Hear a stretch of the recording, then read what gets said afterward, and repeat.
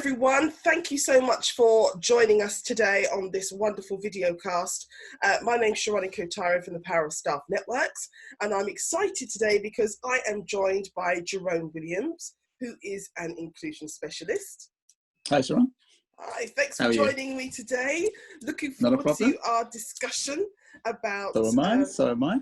Yeah, about the network value proposition. Now, some of you may be thinking, what on earth is that? Well, you may be more familiar with the phrase employee value proposition, and that's when, the benefits and rewards that employees receive in return for their experience, expertise, and knowledge that they bring to the organization. And so if you think about when a group of employees come together into a network, well, that certainly bolsters the network's value proposition. And so we're all about helping networks understand what are the skills and expertise and knowledge that they bring to the organization, and how can they demonstrate that they are adding value. So we're going to unpick some of that today. But before I go on, Jerome, do you want to say a few words for those watching who don't know you? Yeah, sure. So as Cherron says, I'm Jerome Williams. I'm an inclusion specialist, working in diversity and inclusion for the last 15 years or so. Currently working at BT, but previously having worked in the civil service as well, which is where I really cut my teeth on staff networks and working with staff networks and helping them realise their potential as well. So yeah, I mean, part of this is going to be talking about how they've helped me also as part of that, but yeah, that's me really.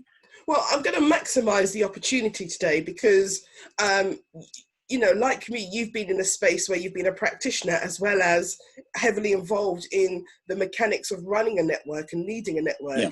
So I'm going to try and make sure that we can extract both sides of that today, so that if you're in a network you can gain from it, but as well as those in the corporate pillar can understand too how they can actually bolster a network value proposition too. So for those of you who are not familiar with the Value Continuum, it's a tool that's been designed to help networks understand how they can add value. And what we're about to talk about today, the network value proposition, the NVP, is really a core element of that continuum. And it's looking at how networks can demonstrate that they are the commercial contributors. How do they influence? How do they bring their input to bring change to organization? But also, how do they demonstrate that they are subject experts too? So those are the type of things we're going to be talking about over the next 15-20 minutes or so. So let's start off with the network and how it influences and how it adds input. Given your experience, and let's talk about your experience as being involved in a network to start off with, what do you think are some of the real drivers that need to be in place for networks to show that they are being influential? So I think the obvious thing to say is that a key driver is a plan. A plan and a vision and a way forward, because I think, before you can start talking about influence anything, you need to know what it is you are seeking to influence and also how you're going to get there. Yeah. There's no point in getting into a car without, putting into the input in the sat nav directions and everything else, because you know what the destination is going to be. You can't drive to Scotland unless you know how to get there. So, it's a part of understanding this is understanding what your plan is going to be, first of all. Another part of that is also having a place at the table, really having somewhere where you can actually talk to those who are in positions of power to change those positions of power in the first place. So I think those two things need to be in place from the network's point of view and also from the organization's point of view, personally. But those are two areas. I like that, having a plan and having a place. And that echoes some of the messages I'm always pushing with networks. What is your plan? What's the blueprint? Where are you going? How are you going to measure your impact? A lot of those elements are missing from networks. And I think that's because for such a long time, they've existed to just be that, not just be, but to be a place where people can vent, to get things off their chest sometimes, to just seek support, and all of that is still valid even today. Yeah. However, for a network to start showing its true value, it has to start being a voice of influence.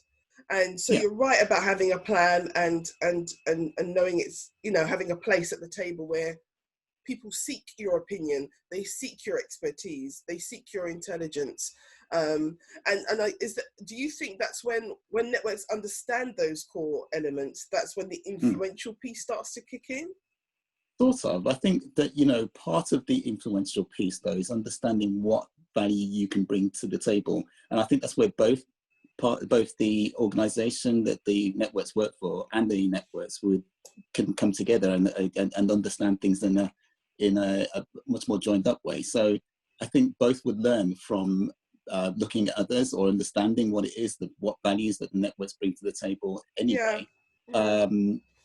To help drive those conversations. So sometimes you need to be, you know, as an organization, you might just see a network as enthusiastic volunteers or passionate participants in something that, you know, is good for them, or clearly a really big piece of work for them, but they won't necessarily see them as something or someone or a team or a group that can actually do something, make change. The networks themselves might think we don't have the power to even do that. Because we don't know how to do that, and therefore we're going to keep banging that drum. So, you know, understanding what value is the networks can bring comes from both sides, and both sides understanding that piece, I think, really. I think that's a really good point about what you've just said, that, you know, networks feel that they don't have the power to do it, and this is the irony. If only they knew. Well, that's the thing, exactly. But when I hear about some of the things that networks do, and I'm like, well, why haven't you recorded that? They're like, well, we've just done it. And I'm like, no, that's not how it works. You don't just do it and leave it there. You do it and tell people that you've done it, because that's how they can start to understand the value that you're bringing to the organization. Sometimes I find it quite a shame that the networks, particularly the chairs and vice chairs, don't actually see how powerful they are or how influential they are, because they feel that they haven't got the qualifications to back up what they're saying. They're just talking about their lived experience.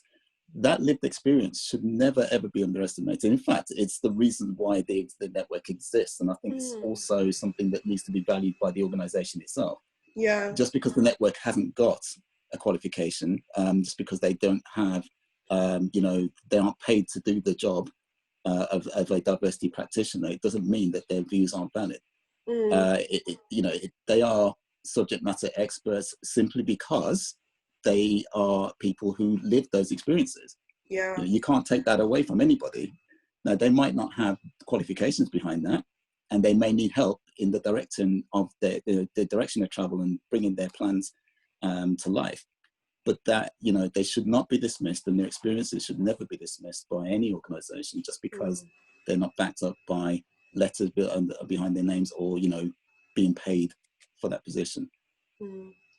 No, that's a good point. No, I like it. I like the fact that, you know, sharing your story, it was, you know, something that we championed a couple of years ago, the power of sharing your story.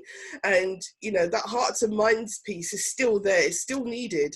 And it's only through sharing our story, sharing our real experience, can people start to understand what it's like to be someone from a particular protected characteristic and working in the same organization as someone who doesn't have a particular protected characteristic. So I think it's important for people to continue to share their story. But I want to pick up on something that you just said in terms of, you know, you said that they are subject experts.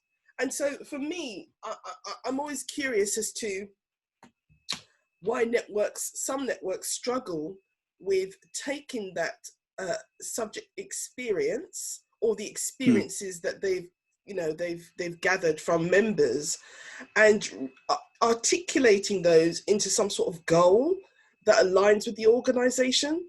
That seems to be a really sticking point for many networks. They seem to be they always miss a beat when it comes to that, and I think that's so important, that the goals of the network dovetail with the strategic aims of the organization. What's your thoughts? So my thoughts on that really are, you're right. So it's lots of networks coming to this arena thinking, I know my story and I'm going to tell my story. I'm going to tell others' story because I'm passionate about it. Yeah. And that, that is very valid. That's quite right. That's the right thing for them to do. But then what they haven't done is stop and think about how they get to the point, what it is they want to achieve as part of that. Yeah. And so they continue turning that wheel, thinking that they're, doing some really great things, and some of them are. But then, when it comes to the so what influence have you had? What difference have you made? There's nothing to tell, and they get frustrated as a result of it. And the organisation doesn't see the benefit of the potential that they do have. I think that there's a role for diversity practitioners here to help networks understand what their strategic roles are, as in, the diversity inclusion experts, the heads of diversity, etc. They will have a better understanding of what the strategic plan and direction for any organisation is. I think there's a role and responsibility on them to bring the networks along with them, to talk to the networks about, what the overall strategic plan is, and then to help them with their plans so that they actually do dovetail in the way that you just suggested, because there's no point in the network doing one thing and then it not chiming with what's happening with the organisation, because then you just go off in different directions and things go wrong. That's been my experience. Sorry, I didn't mean to interrupt you, but something just comes to my mind that there's two things here. Number one, I hear a lot of D&I people who I work with, they seem to do a lot of the admin-y stuff for network. So they're almost like this source where, can you book us a room and can you sort this out? And so they become this admin resource for networks, which I'm kind of like, really? So that's not something I'm used to, but I'm hearing more and more of that. And I do challenge the D&I team. I said, well, clearly you've allowed that to continue. And then I say to the networks, they aren't there to do that. They are there to support you as you deliver on your goals. That's number one. And then the other end of the spectrum with our D&I colleagues, and I'd welcome your thoughts on both of these aspects, is that now, listen, if you're in D&I or HR, I too am in D&I and HR, so I'm not saying this against anyone, but we're all about speaking the truth. But some HR colleagues and D&I practitioners can get very territorial and say, well, the network's doing this and it's not for them to do that, it's for us. And so we start to see that there's this delicate relationship that needs to be managed. So what are your thoughts, given that you are a D&I practitioner and you have worked with networks? Yeah, so going back on your first point, that there is an element of the D&I role sometimes being a bit admin-y, as you and having lots of admin in it, and it is important for the networks to know that they can come to the D&I teams and talk to D&I practitioners about how to book rooms, because it's not always easy, or to find meeting spaces, because it can be difficult sometimes. But what I've found is that the networks don't just want that. They actually just want to be a part of the dialogue. They want to be a part of the conversation around diversity and inclusion. I think, the D&I teams that I've worked for and worked with have always been worked in collaboration with the networks to talk about not just their plans, the network's plans, but how those plans fit in to the overall piece. And those conversations have been regular, usually monthly, to check in to see, how's progress going?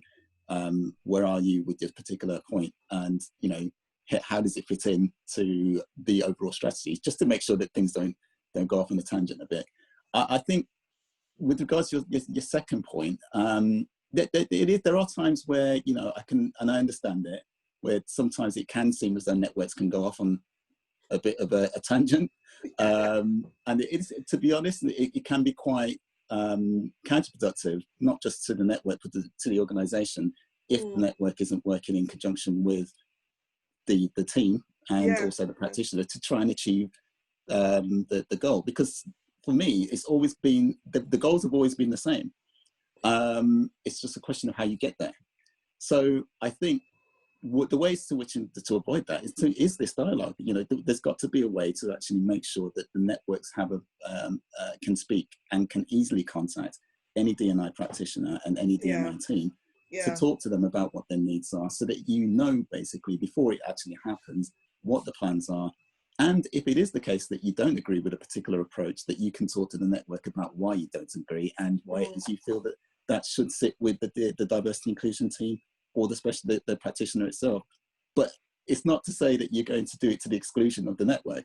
You know, if you are talking about, you know, working, taking a piece of work away from the network, you're talking about working with them to make it happen. Yeah. You know, it's just making sure that the network doesn't, or the organizations that the networks are talking to, or partnerships the networks are trying to make, are not done without the knowledge of the team and the practitioner. As I said, it's counterproductive unless the two work together. So there are ways in which it can be done, but it just shouldn't be the network shouldn't be dismissed in terms of what it is that they're trying to do, just because they've done it in the wrong way, if you like. But you're right, it's about getting that relationship right, isn't it? It's about, I mean, I always say to networks to see D&I as a strategic partner, as a key player in how they deliver on their goals. And I say to D&I colleagues to see the network as a trusted source of information that you should consult on a regular basis just to keep yourself in check. So, you know, making sure that both parties understand there's beauty in this relationship once you get the dialogue right is really, really important. So no, thank you for sharing the insights. Just to add to that, really, sorry, the stakeholder relationships are massively important in this particular, or buildings, the good stakeholder relationships are really big, important in this particular relationship piece. I think, you know, there is no point in I'd always try to seek to avoid, so I should say, a them and us kind of situation. You know, it's not a question of they're over there and we are over here. As I say, we're all working towards the same goal. We're all working towards ensuring that our organizations are diverse and inclusive. So with that in mind, how can we both get there? What is it that you're talking about? What is it you are, you know, passionate about? What is the plan to try and get to the point? And where do we disagree and where do we agree? And where can we come together to make things work on behalf of the organization? Everybody benefits when you do that. I mean, it's not easy. Nothing worthwhile doing is, but it is doable and it can work. And it's important for, you know, I speak to networks and say, have you done a stakeholder mapping? And I get some, and because it does seem like a lot of work to do. And I'm just saying, if you can do some of this groundwork early, it makes the execution of your goals much more easier in the long run. And a sign of a mature network is one that has done some sort of stakeholder mapping, that understands how to tailor its message accordingly, depending on the stakeholders they're reaching out to, and in effect to understand what it takes for them to demonstrate that they can contribute to those commercial aspects of the business. Now, even if you're in the public sector, every organization has a bottom line. And, you know, whether you're in the public sector or the private sector or any sector, there's a bottom line. If you've got a finance director, then there's a bottom line somewhere. It's for networks to be clear about what that is and how what they do contribute to that. That's when they start to build some of their value proposition. And I think often that's a missing, you know, link in this chain that's needed for networks. So, no, it's great. So, you know, what one piece of advice, given that this is about the value proposition, given this is about how networks can build this sense of belonging, be influential, articulate the concerns and challenges faced by members and so on, you know, what advice would you give to someone who's in a network maybe, and maybe one of your colleagues, your D&I colleagues who are, you know, looking for ways to strengthen the relationship with their networks? So I think for the networks, my question would be, or my number one piece of advice would be, can I have two? Oh, go on then. Thank you. Would be to going back to the start. What is it you're trying to achieve? What's your plan? Have a plan for what it is you are trying to achieve. And the second one is, perhaps even before you do the plan, what value do you think you can bring to the table? What is it you think that you would be doing which is valuable to your organization as a result of you doing this piece of work? Yeah. Thinking about that would make, I think, will make people actually understand what value they have. And if they can't answer that question, then they could come to people like yourself to say, how is it that what I'm trying to do is valuable? Because I'm just a single person here. I'm me. I've got an idea that I want to start a network, but I'm lower down the chain. I'm a junior member of staff, and I can't talk to the CEO. And they might need help. They might need help getting there. Yeah. So understanding their own value is something I think that if they can't do it for themselves, they should try and do. But if they can't do it for themselves, they should reach out to others, yourself, for example, but other networks too that have started, so that they can understand that value. Really. Yeah.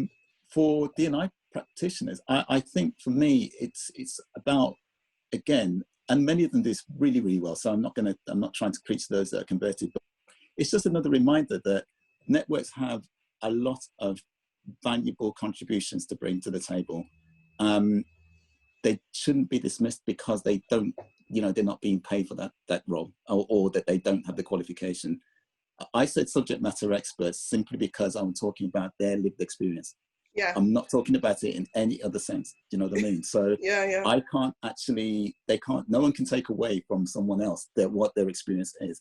That experience should not be dismissed as, because of that. Just because they're not qualified in their areas of whatever it is that they're talking about. So it's just a reminder just to make sure that we all, we're not dismissive, and that we work collaboratively with others, so yeah, it's that really. There's a lot that we can take just by being humble and listening, I think. No, I think you're right. I think, and that's really, really some good advice there for both networks and our D&I colleagues. And I think, I'm conscious of the fact that I say to networks, what's your plan? And that's not easy. It's not easy to, it's absolutely not. To actually articulate your purpose can be quite, many struggle with that. And so my question, if you're listening to Jerome and myself watching this and you're thinking, well, it sounds great when you say it, but when I try and do it back at where I am, it's hard. I guess my question to you would be, if you are leading a network, you're involved in a network, the question to ask yourself is, if the network stopped doing what it did, who would miss you? What would be the gap? Would anyone realize that you're not existing anymore? And if your answer is, well, yeah, of course they will. Of course there's a gap. Whatever that is, that's an indication of why you exist. That's your purpose. And it's just about building a narrative. Now, if you don't know the answer, you need to find out the answer, because that's probably what's causing the mission drift or the blockages. What do you understand what I'm saying, Jerome? Just to add to that, I agree with everything you just said, Cherron, but just to add to that, again, I think you said that a few years ago it was about sharing your story. The actual day was about sharing your story. Again, reaching out to, if it's not you, then to other networks who are established, who have done this, because there are going to be networks for every characteristic. There are networks for every characteristic for many companies. There are many examples of how they've done it and how they've started off, and I've worked in organizations where networks have helped each other just grow. So those that have been established for 3 or 4 years have helped the ones that want to establish by talking to those enthusiastic volunteers that don't know what to do about what they did. And that could be the start point. That might help in terms of understanding what it is that you would like to achieve. And I've not come away from listening to those conversations where the start of it, not come away from any of them actually where they've not been more enthused about what they want to do and understand how to get there now. But yeah, you're right, that first step isn't always easy, but there are ways to actually get around there are ways. And let me close with this. I mean, I've seen networks that have influenced policy, change policy in an organization. I've seen networks who have just undertaken a little bit of analysis using their communities, using their knowledge, and presented a proposal, and in one case saved an organization $1.6 billion. Wow. So this is a US example. Yeah, When they just surveyed what was going on, and they pulled together and they said to the chief exec, this is what we've identified as a potential way you could save some money. No CEO is going to ignore that kind of intelligence. I can guarantee. Absolutely not. So you may not be in a position to make that kind of assessment, but you are in a position to make some form of change or influence in your organization. You just need to tap into what that is. And understanding your value and all of these elements that we've put together in the value continuum will start to hopefully help you unpack what that looks like. Agreed. So, there's a lot there, isn't there, Jerome? We've covered quite a broad ground in a short space of time. In a short space of time, yeah. But it's definitely been valuable. It's definitely been very, very good as well. And I never ever cease to be amazed by the work that the networks do. Their influence has not just been on the organization, it's been on me as well as a practitioner. I wouldn't have been able to do a lot of the things I wanted to do in any organization without the help of networks. I haven't got a great example in terms of the money that was saved, but I've certainly got a fantastic set of examples of the work that networks have done to write policies, to bring in new schemes, mentoring schemes in particular.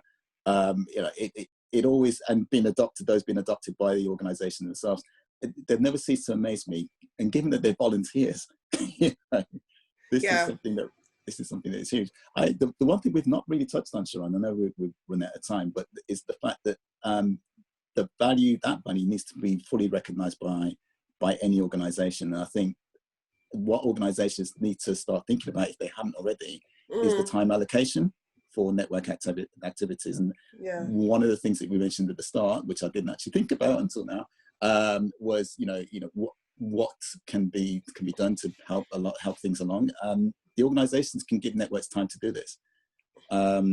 That's a valuable contribution. I think, that's a good point. And you know what? That's a great topic for the next video cast, I think. So if that's something that you're interested in, you've listened to this and you think, I'd like to hear more about that, drop us an email at info@thepowerofstaffnetworks.co.uk, and we will certainly look to pull something together. But that's it for now.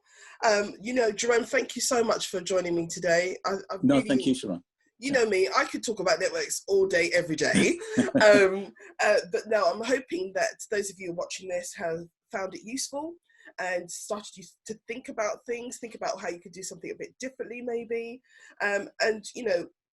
We're just trying to front load networks with as many tools and ideas as possible, because we know that when you really do what you do best, when you provide that support and you are that voice and you flex your innovation, skills and so on, the power of the network is a real gift to the organization. So we here are doing all that we can to help networks do more of that. And in a way, when you do that, you are truly making work better and adding value. So from Jerome Williams and myself, Cherron Inko-Tariah, thanks so much, and see you at the next video. Bye. Bye.